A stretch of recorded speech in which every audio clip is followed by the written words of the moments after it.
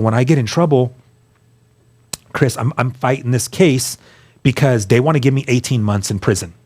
In the state of California, 4 DUIs, mandatory 18 months in prison. There's no negotiating. You want to hire an attorney, spend all kinds of money, fine, you can, go ahead. That's not my recommendation because the law in the state of California is your 4th DUI, 18 months minimum in prison. So that's where my mindset's at. 18 months, it's a matter of time.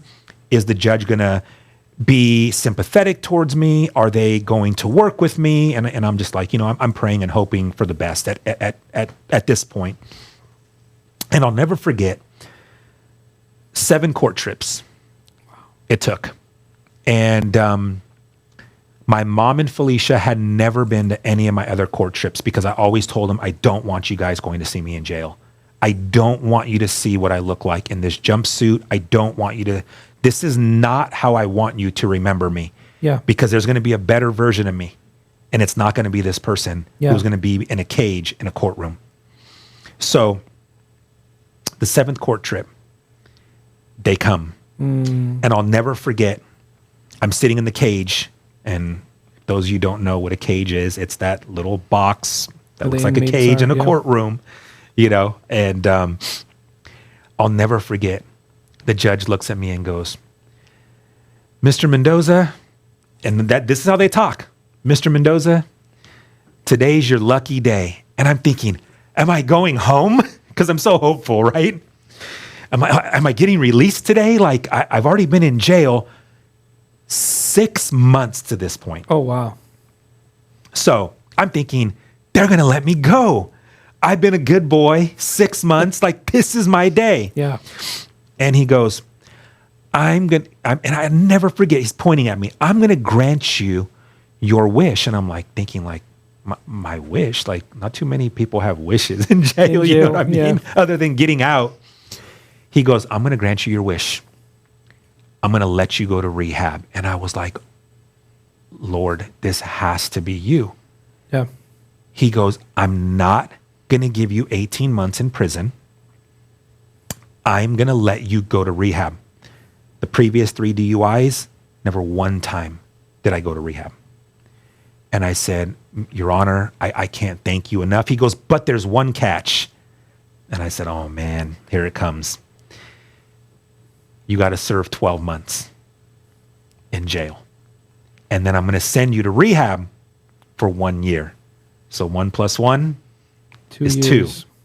But I'll tell you this, a year of jail and a year of rehab with Jesus in there radically changed my life. You say, well, that's 2 years. You could have did 18 months and been out maybe on good time.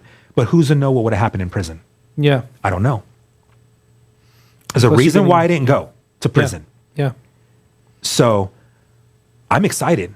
And I never forget, my mom and Felicia looked so devastated. And I'm like, no, like thumbs up, like it's okay, like no. And then I later talked to Felicia and she goes, why were you so positive? And I said, and mind you, we weren't married at this time, Kris. Like the story is, Felicia didn't know I had 2 DUIs, let alone 3 DUIs. So when I get in trouble, she's kind of like, why are you in trouble? Because all I did was lie and manipulate and I wasn't honest.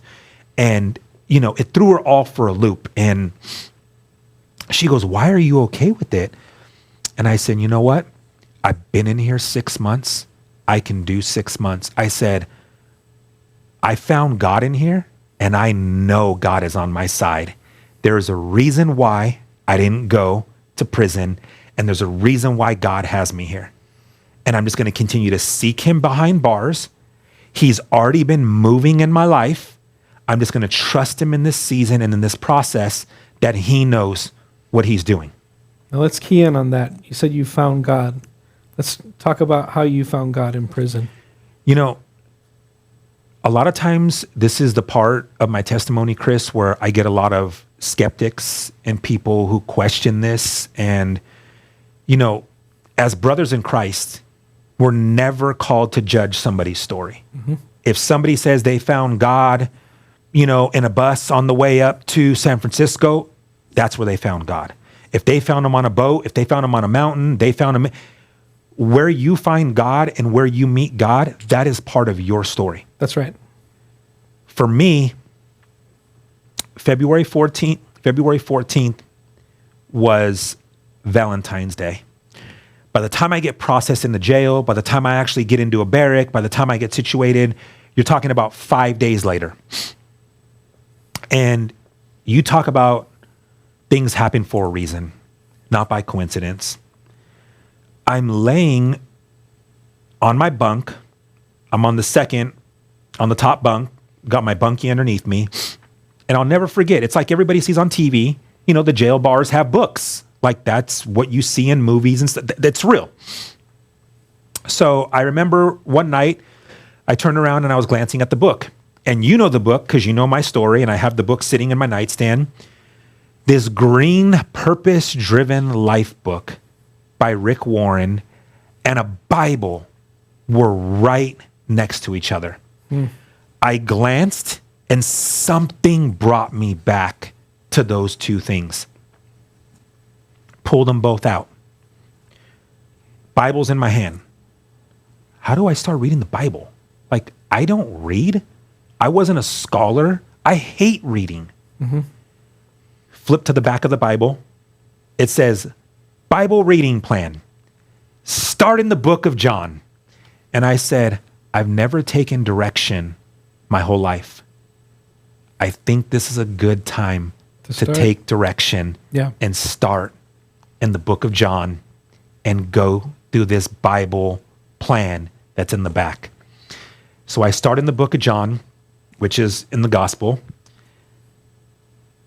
Partner and pair that with the purpose-driven life. It was over, Kris. It was a game changer. You know, I get emotional thinking about it because you don't think that God can meet you in the deepest, darkest moments of your life. And I can honestly say that God met me at my deepest, darkest moment in my life. He met me. Well, it wasn't this aha moment, this cloud didn't flash, this angel didn't hit me. It came in the form of a purpose-driven life book, and it came in the form of a Bible. I had to pick him up and do the work. I had to pick him up and start reading. Holding him wasn't going to do it for me. And the transformation process wasn't going to take place unless I started to do the work. And I started to do the work. I read that purpose-driven life book 3 times in jail. I read that Bible 2 times in jail. I started praying with a group of Christian guys in jail every day. We were having Bible studies in jail. Anytime they would call for church service, I was the first one to that door, and in worship, in Bible study. Anything they offered, I was just immersed in it. Yeah. Because this is what I told myself. Joseph, you gave your entire life to drinking. You need to give your entire life to God. You gave your entire life and everything you had to drinking. You sacrificed everything. You sacrificed your kids, your job, your family. You sacrificed everything that was precious and valuable to you in your life to chase the next drink. I want you to sacrifice everything for me and chase and pursue me and watch how it will change your life.